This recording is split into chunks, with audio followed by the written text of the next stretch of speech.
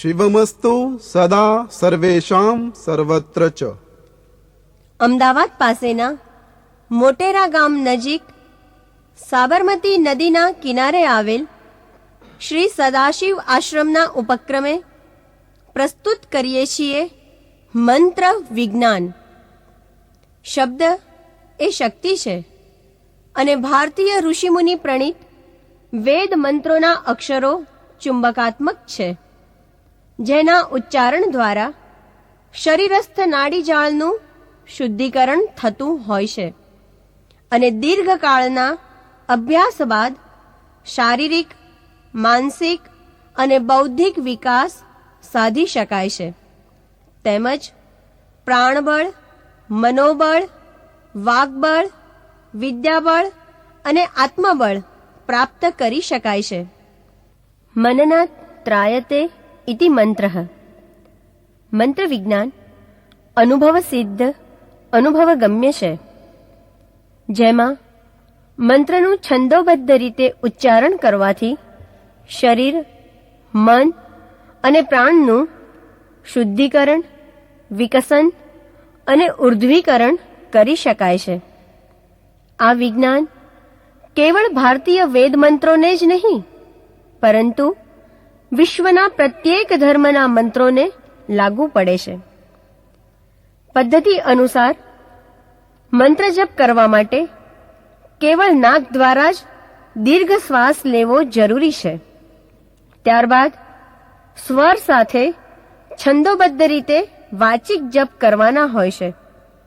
શરૂઆતમાં એક શ્વાસમાં એક મંત્ર બોલવો જોઈએ અને અભ્યાસ બાદ એક જ શ્વાસમાં 2, 3, 4 એમ મંત્ર સંખ્યા વધારીને બોલવાથી પ્રાણબળની વૃદ્ધિ થાય છે.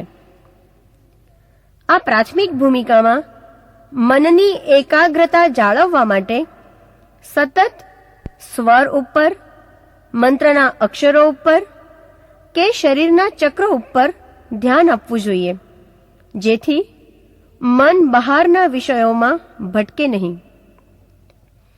મંત્ર ઉચ્ચાર વર્ણ, સ્વરા, માત્રા અને બલમ તેમજ ઉદાત્ત, અનુદાત્ત અને સ્વરિત એમ શ્રુતિ પ્રતિપાદિત પદ્ધતિ અનુસાર કરવામાં આવે છે, જેનો નિર્દેશ ગાયત્રી મંત્રના ઉચ્ચારણમાં છે. આમ પદ્ધતિ અનુસાર વાચિક જપ કરવાથી શરીરના નાડીજાળમાં એક પ્રકારની આંદોલનાત્મક પ્રક્રિયા થાય છે અને પરિણામે નાડી સમૂહનું શુદ્ધિકરણ થાય છે. દરેક મંત્રના આરંભ પૂર્વે મંત્રનો વિનિયોગ હોય છે, જે જરૂરી છે. તેનાથી મંત્ર જપનો હેતુ સિદ્ધ થાય છે. ત્યારબાદ શરીરની આંતરિક શુદ્ધિ માટે કરન્યાસ, અંગન્યાસ કરવાના હોય છે. જે મંત્રનો જપ કરવાનો હોય તેનો ધ્યાન મંત્ર પણ હોય છે. તેના ઉચ્ચારણ વખતે તે ધ્યાન મંત્રના અર્થનું ચિંતન કરવું જરૂરી છે અને પછી જપ મંત્ર કરવાનો હોય છે અને તે શરૂઆતમાં વાચિક, સ્વર તેમજ છંદોબદ્ધ રીતે કરવો જોઈએ.